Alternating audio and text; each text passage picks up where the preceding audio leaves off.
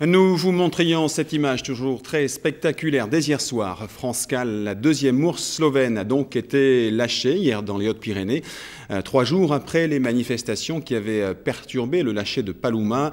Ce deuxième plantigrade a été introduit dans le plus grand secret. Clément Allais et Marc Ratura ont assisté à cet événement.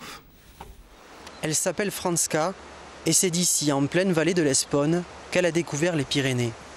Un lâcher en totale discrétion sur la commune de Bagnères de Bigorre. Il était 10h07 et personne ne le savait, même pas le maire. Ce lâcher, il a été fait comme moi je le souhaitais, c'est-à-dire que sans public, moi j'avais dit que je n'étais pas indispensable au lâcher. J'ai reçu un coup de fil hier soir en me disant que c'était imminent, c'était sur le coup de minuit ou un peu avant minuit. Et j'ai appris que le lâcher a été effectué ce matin en me rendant au Conseil général. Rassemblés dans un premier temps à Luchon, les opposants ont très vite compris qu'on avait brouillé les pistes. C'est finalement à Bagnères qu'une cinquantaine d'opposants étaient rassemblés à la mi-journée.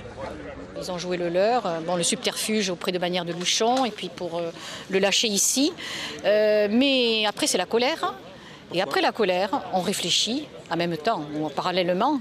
Et de toute façon, ce que j'ai à dire ici en très peu de temps, c'est qu'il n'y aura jamais d'acceptation et qu'on va faire la preuve que le gouvernement n'obtiendra jamais de nous notre accord quant au lâcher. Ils peuvent lâcher peut-être les 5 ours qu'ils ont promis, mais de toute façon, nous, on est sur notre terrain et on ne baissera jamais les bras. La manière de procéder de la part de Madame la Ministre n'est pas très élégante.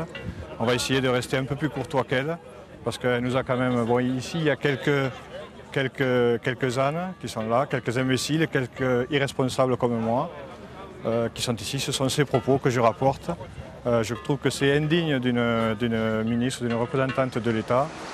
Malgré les barrages routiers, les opposants à la réintroduction de l'ours ont pris la route, direction le massif de l'Aya, avec une idée en tête, effrayer la bête.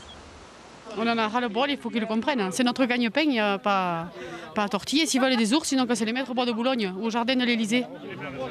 Les faire payer l'entrée, ça leur apportera le fric qu'ils dépensent pour ces conneries. Des pétards, des cloches, beaucoup de bruit pour inciter Franska à s'éloigner au plus vite. C'est la fin.